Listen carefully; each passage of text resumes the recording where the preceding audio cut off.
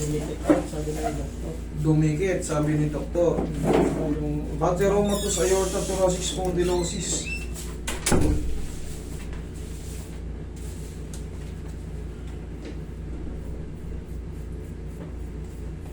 Atheromatous spondylosis. Sir, mayroong mga ano yung ano nyo Minsan ba nahihirapan ba kayong huminga? Inuubo-ubo ba kayo? Hindi naman. Hindi ba nawawala yung, kumbaga, yung ubo nyo bihira lang? Parang wala naman. Wala naman. Dami nyo kasi mga ano, kaya tinatay. Ayan sa ano. Lima? Ayan, parang plema yun. May maraming ano na yan. Dito, medyo less. Pero yan. Yan, kapalo.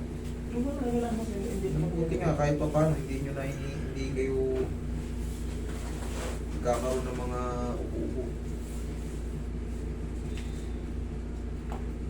Cholesterol. Yung laboratory mo ko, wala naman sa problema. Sa BUN. Okay. 8. Wala diyan sabi ng doktor, sabi niya, pagka na yan, dehydrated siya pagpapano dati. Bago pa nag-dehydrated na yan, wala problema. Ano problema? Pero ito lang, ang lumabas kasi sa'yo, thoracic spondylosis. Ano ba yung spondylosis? Compression po yun. Is compression sa thoracic. Ano ba yung thoracic? Alam niyo yung thoracic? Hindi niyo alam. Kaya mo nag-ulit. Ito po ang thoracic. Magmula rito hanggang dito. Yan. Kaya kung mapapansin nyo, mahirap kasi i-explain sa inyo ito eh. Hindi nyo maiintindihan eh. Napansin nyo, di ba? Oo, parang Ang tabingi. Ngayon di ba parang pa ganon? Yan, oo, yan. Ngayon, siyempre, kaya tumabingi yan dahil sa compression. Yun yung spondylosis. Yung spondylosis. Kung mapapansin nyo, pag tinignan nyo maigi, parang nakaliko. Oo nga. Balik ko. Oo nga, di ba? Yun yung point tinatawag. Ito pag mula rito hanggang dito, kung mapapansin nyo, yun ang tumabingi. Okay. Pansin mo? Yan ang thoracic spine. Yan din yung nasa findings. Thoracic spondylosis. Atheromatous aorta. Doon din po yan sa mga panloob naman. Yan yung sa mga piyesa-piyesa naman yan. Bawat ano. Yun yung atheromatous aorta. Sa mga piyesa-piyesa. Pero siyempre, wala naman kayo talaga sa field na ganito. Hindi nyo rin maintindihan. Pero ang sagot din dyan, adjustment. Ngayon po, ano po ba yung pangkaraniwang nararamdaman nyo? Ito lang man to. Parang itong buwan lang to eh. Hindi ko sumasakit. Ito yung sumasakit. Ayan. Which is part to ng lumbar. Pero dito nyo, kaya nga kanina may napapansin ako, tinatanong ko kayo kung meron ba kayong mga ubo-ubo kasi may mga ano ron eh. Wala. Ngayon, ano po ba yung... Kasi yun ang lumabas sa finding sa inyo ha. Base ron sa ano, pinasa ko lang. Yung ito nyo po ba, sumasakit po ba siya, nangangalay? Wala. Dito ang sumasakit. Ito lang oh. Eh bakit hindi yung lumbar ang pinatest? Ewan ko. Basta yun lang.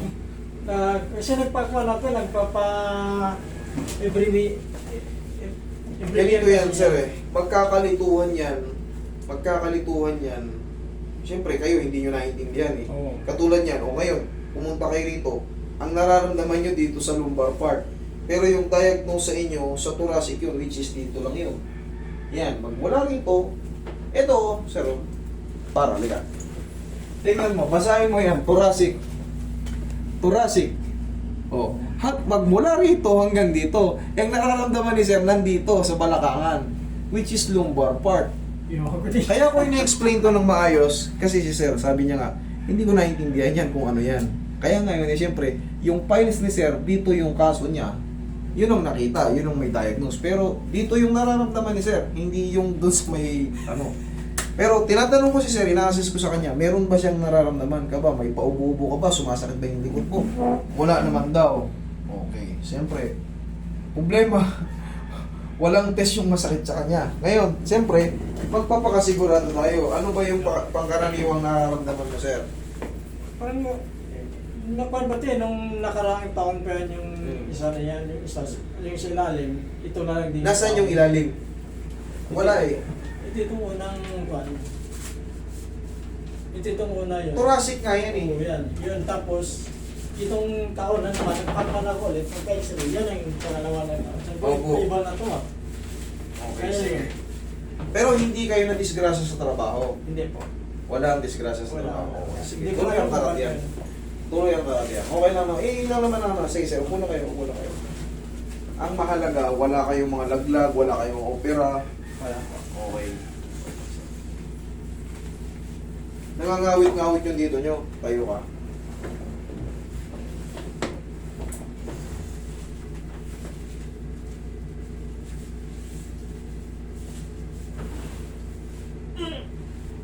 Ngayon, para magkaroon kayo ng, kumbaga, hindi kayo malito, i-type nyo yan sa YouTube. Ano ba yung thoracic spondylosis? Ano ba yun? Kabilang side. Higa ako patagilid. Ita-type nyo yan sa YouTube para may guide kayo kung nasaan part yun. Para mauobserbahan nyo ba? Bakit ito yung may ano? Wala naman itong masakit. Kaya ako nagtaka rin ako eh. Diba? Tinuro ko sa'yo kanina. Oh. Kasi yun yung may findings, yun yung pagpapasiya natin. Kasi ako, hindi ako malilito dyan, sir. I-explain ko talaga sa inyo. Para lubusan yung maunawaan kasi wala kayong knowledge yan, di ba? Wala yung alam dyan. Kabilang side, sir. Pinapanood daw kami ko sa YouTube eh. Hindi nga, nandito na pala ako. Sige, relax na. Yan. Yung mga tumutunog sa lumbar yan. Sarap. Sarap. Tihaya.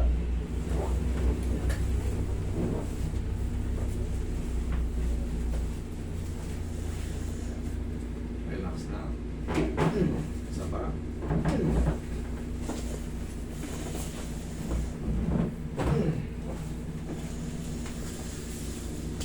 Okay na pa.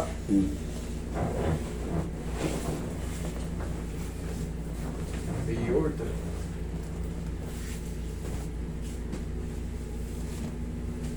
Turuan kita ng mga exercise mo sana sa umaga. Napapanood mo na tayo eh. Yun lang, ganun lang. Pag sa mga balakang ang tama. Pag dito naman, mamaya turuan din kita kung sakaling dito kung sakaling sa thoracic talaga eh, puminda kayo. Papabuhat lang kayo sa mga kasamahan nyo. Isang taktak lang. Okay na yun.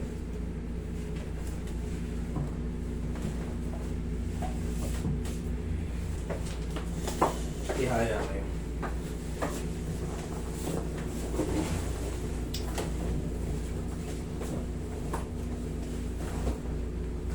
Kasi mga kamusit. Okay po. Yan, lagi sa tiyan.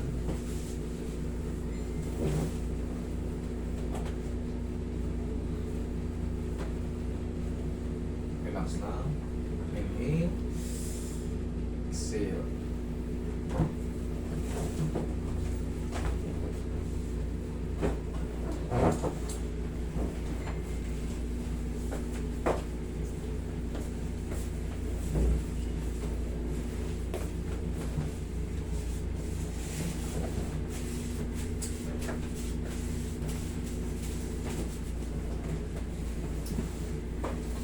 Okay po kayo.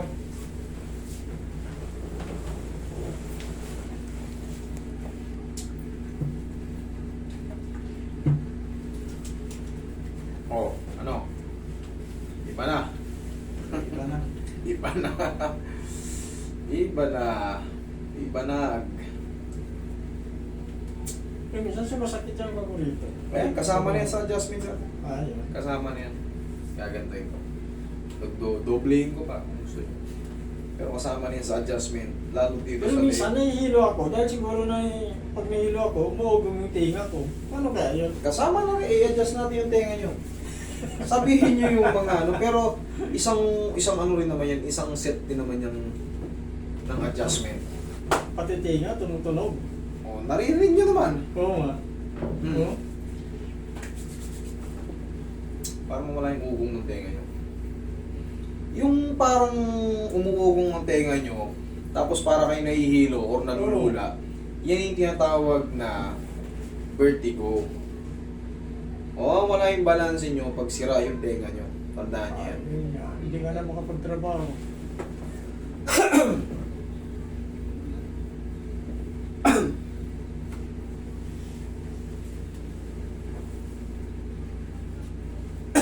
Okay? Check mo. Yan na. Okay na.